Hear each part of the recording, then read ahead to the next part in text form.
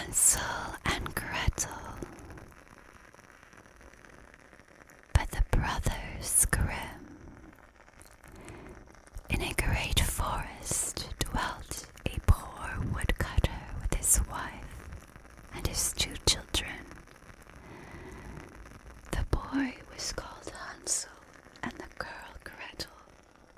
He had little to bite and to break, and once, when great dearth fell on the land, he could no longer procure even daily bread.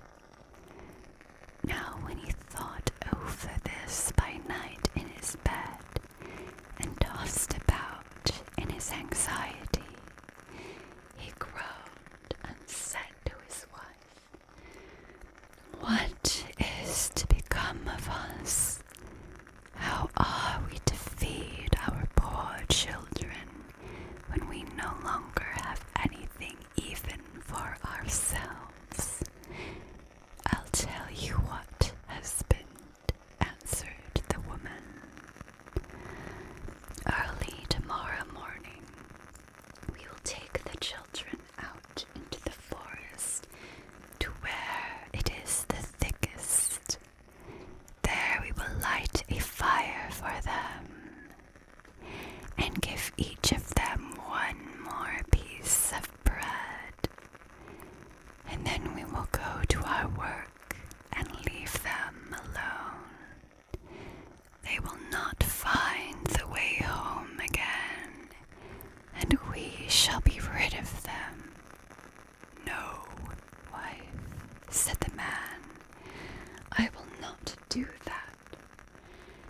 How can I bear to leave my children alone in the forest? The wild animals would soon come and tear them to pieces." "Oh, you fool," said she, "then we must all 4 die of hunger. You may as well plane the planks for our coffins." And she left him no peace until he consented. "But I feel very sorry for the poor children all the same," said the man. The 2 children had also not been able to sleep for hunger, and had heard what their stepmother had said to their father. Gretel wept bitter tears and said to Hansel, "Now all is over with us." "Be quiet, Gretel," said Hansel. "Do not distress yourself. I will soon find a way to help us." And when the old folks had fallen asleep, he got up, put on his little coat, opened the door below, and crept outside.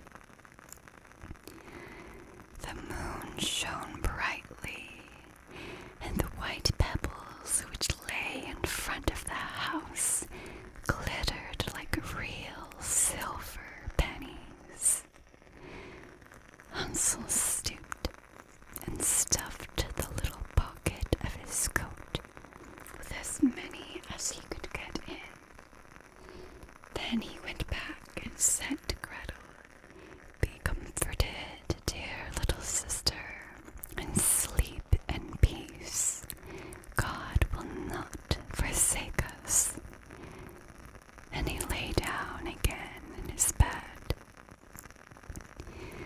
When day dawned, but before the sun had risen, the woman came and awoke the 2 children, saying, "Get up, you sluggards. We are going into the forest to fetch wood." She gave each a little piece of bread and said, "There is something for your dinner, but do not eat it up before then, for you will get nothing else." Gretel took the bread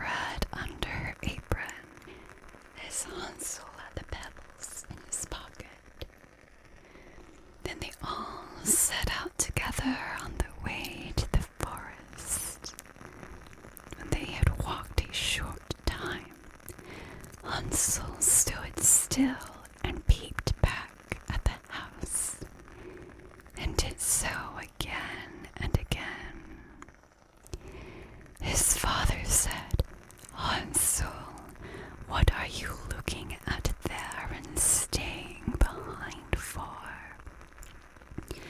Pay attention, and do not forget how to use your legs." "Ah, father," said Hansel, "I am looking at my little white cat, which is sitting up on the roof and wants to say goodbye to me." The wife said, "Fool, that is not your little white cat. That is the morning sun, which is shining on the chimneys." Hansel, however, had not been looking back at the cat, but had been constantly throwing one of the little white pebble stones out of his pocket on the road. When they had reached the middle of the forest, the father said, "Now, children, pile up some wood, and I will light a fire that you may not be cold." Hansel and Gretel gathered brushwood together as high as a little hill. The brushwood was lighted, and when the flames were burning very high, the woman said, "Now, children, lay yourselves down by the fire and rest. We will go into the forest and cut some wood. When we have done, we will come back and fetch you away." Hansel and Gretel sat by the fire, and when noon came, each ate a little piece of bread, and as they heard the strokes of the wood axe, they believed that their father was near. It was not the axe, however, but a branch which he had fastened to a withered tree, which the wind was blowing backwards and forwards. And as he had been sitting such a long time, their eyes closed with fatigue, and they fell fast asleep. When at last they awoke, it was already dark night. Gretel began to cry and said, "How are we to get out of the forest now?" But Hansel comforted her and said, "Just wait a little until the moon has risen, and then we will soon find the way." And when the full moon had risen, Hansel took his little sister by the hand and followed the pebbles, which shone like newly coined silver pieces, and showed them the way. They walked the whole night long, and by break of day came once more to their father's house. They knocked at the door, and when the woman opened it and saw that it was Hansel and Gretel, she said, "You naughty children, why have you slept so long in the forest? We thought you were never coming back at all." The father, however, rejoiced, for it had cut him to the heart to leave them behind alone. Not long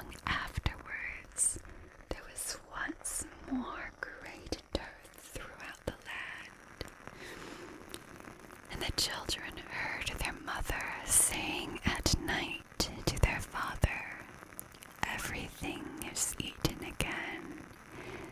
We have one half loaf left, and that is the end.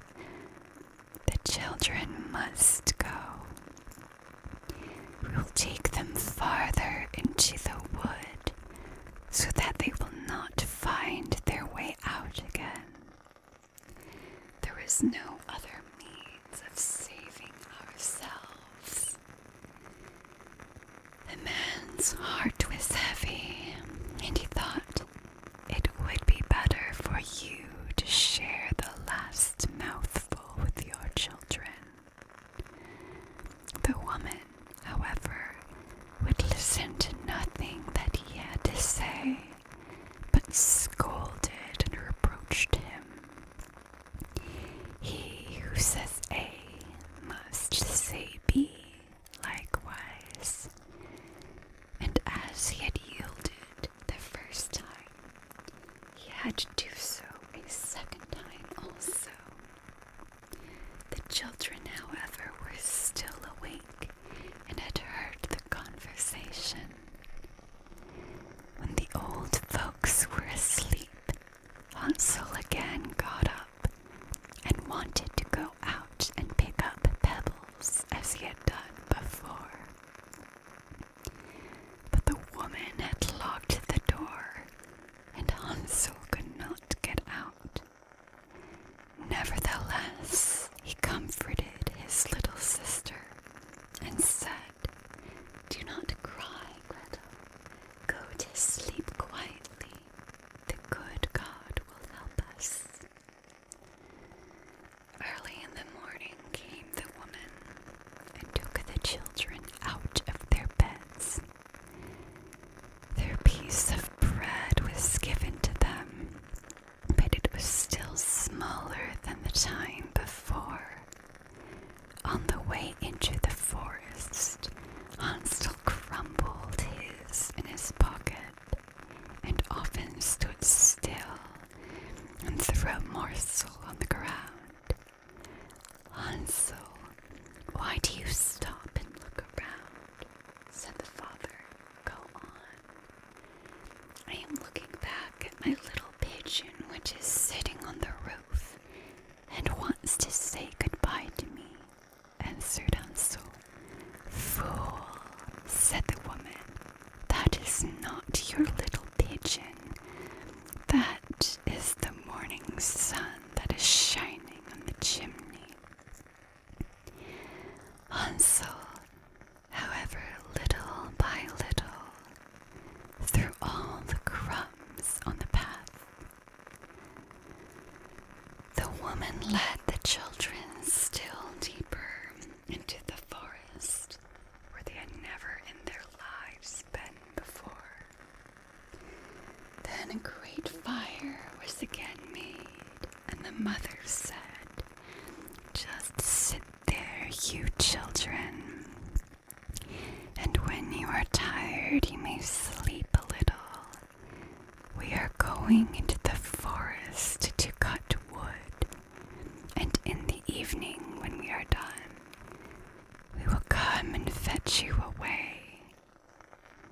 When it was noon, Gretel shared her piece of bread with Hansel, who had scattered his by the way. Then they fell asleep, and evening passed, but no one came to the poor children.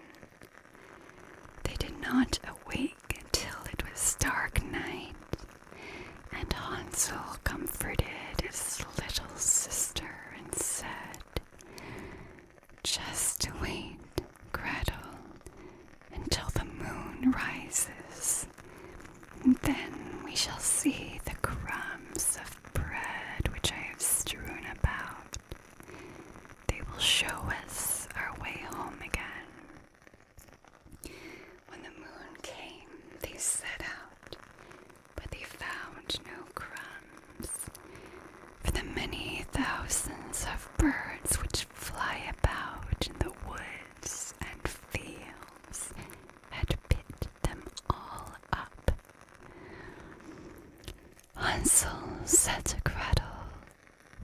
soon find the way. But they did not find it. They walked the whole night and all the next day too, from morning to evening. But they did not get out of the forest and were very hungry, for they had nothing to eat but 2 or 3 berries which grew on the ground. And as they were so weary that their legs would carry them no longer, they lay down beneath a tree and fell asleep. It was now 3 mornings since they had left their father's house. They began to walk again, but they always came deeper into the forest, and if help did not come soon, they must die of hunger and weariness.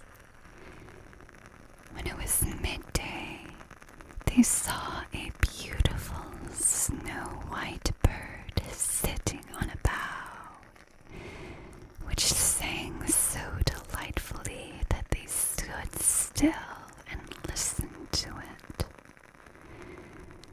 And when its song was over, it spread its wings and flew away before them, and they followed it until they reached a little house, on the roof of which it alighted. And when they approached the little house, they saw that it was built of bread and covered with cakes, but that the windows were of clear sugar. "We will set to work on that," said Hansel, "and have a good meal. I will eat a bit of the roof, and you, Gretel, can eat some of the window. It will taste sweet." Hansel reached up above and broke off a little of the roof to try how it tasted, and Gretel leant against the window and nibbled at the panes. Then a soft voice cried from the parlor, "Nibble, nibble, gnaw, who is nibbling at my little house?" The children answered, the wind, the heaven-born wind," and went on eating without disturbing themselves. Hansel, who liked the taste of the roof, tore down a great piece of it, and Gretel pushed out the whole of one round window pane, sat down, and enjoyed herself with it. Suddenly, the door opened, and a woman as old as the hills, who supported herself on crutches, came creeping out. Hansel and Gretel were so terribly frightened that they let fall what they had in their hands. The old woman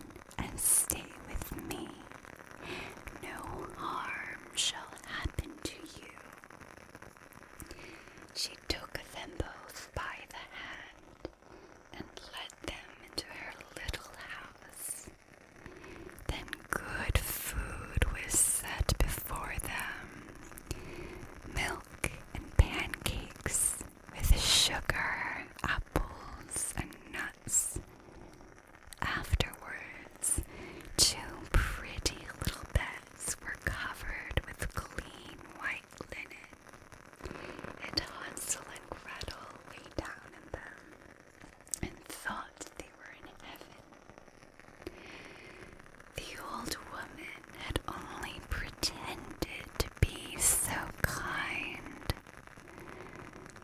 She was, in reality, a wicked witch who lay in wait for children and had only built the little house of bread in order to entice them there.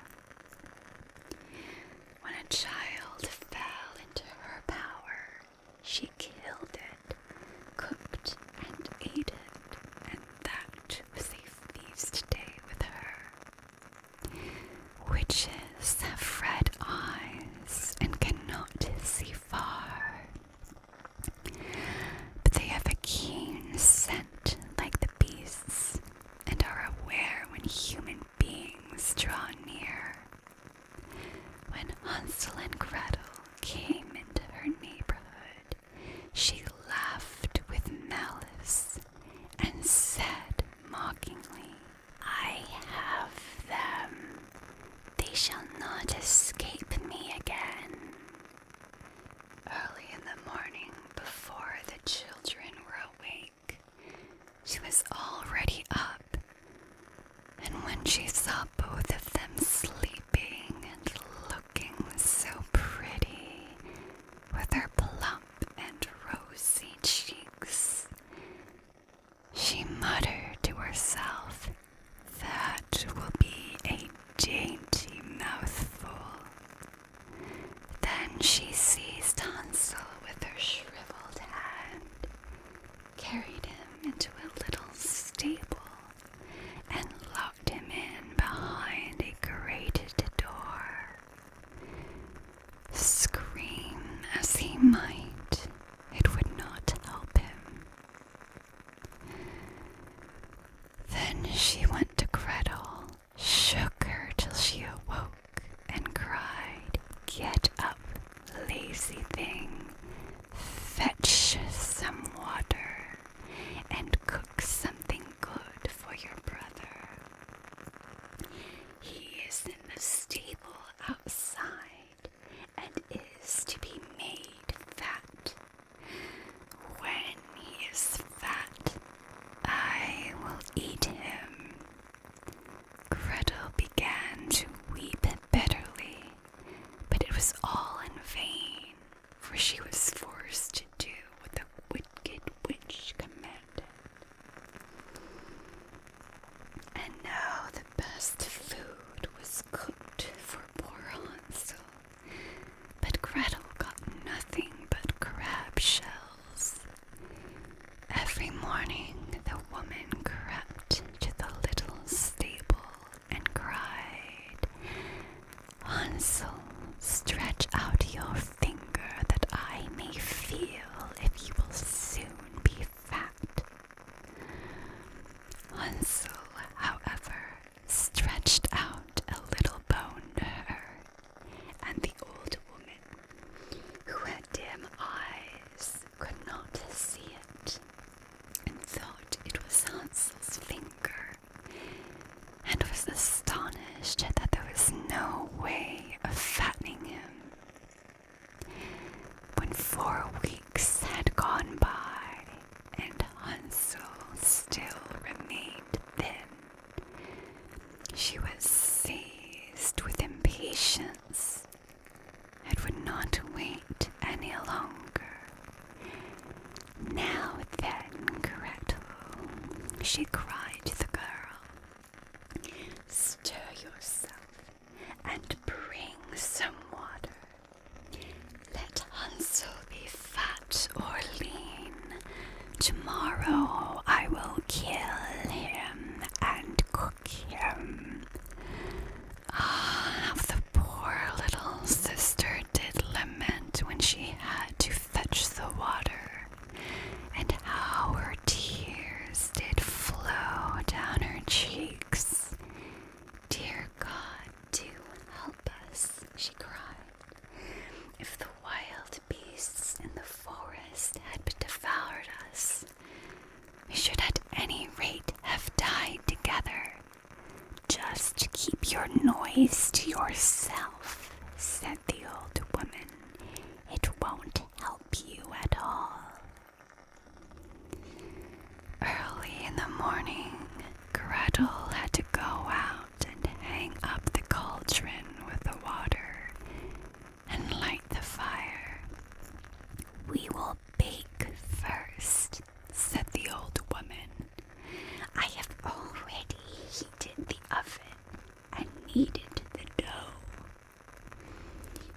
pushed poor Gretel out to the oven, from which flames of fire were already darting. "Creep in," said the witch, "and see if it is properly heated, so that we can put the bread in." And once Gretel was inside, she intended to shut the oven and let her bake in it, and then she would eat her too. But Gretel saw what she had in mind and said, "I do not know how I am to do it. How do I get in?" "Silly goose," said the old woman, "the door is big enough. Just look, I can get in myself." And she crept up and thrust her head into the oven. Then Gretel gave her a push that drove her far into it, and shut the iron door, and fastened the bolt. Oh, then she began to howl quite horribly, but Gretel ran away, and the godless witch was miserably burnt to death. Gretel, however, ran like lightning to Hansel, opened his little stable, and cried, "Hansel, you're saved. The old witch is dead." Then Hansel sprang like a bird from its cage when the door opened. How they did rejoice and embrace each other, and dance about and kiss each other. And as they had no longer any need to fear her, they went into the witch's house, and in every corner there stood chests full of pearls and jewels. "These are far better than pebbles," said Hansel, and thrust into his pockets whatever could be got in. And Gretel said, "I too will take something home with me," and filled her pinafore full. "But now we must be off," said Hansel, "that we may get out of the witch's forest." When they had walked for 2 hours, they came to a great stretch of water. "We cannot cross," said Hansel. "I see no footplank and no bridge, and there is also no ferry," answered Gretel. "But a white duck is swimming there. If I ask her, she will help us over." Then she cried, little duck, dost thou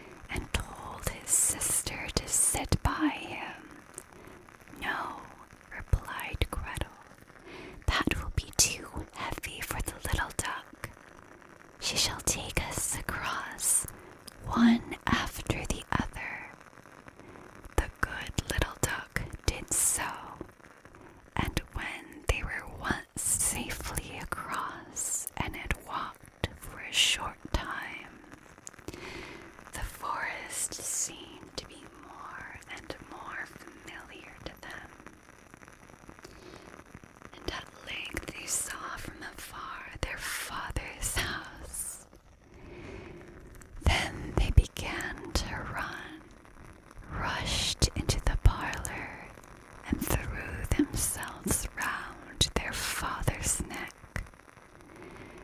The man had not known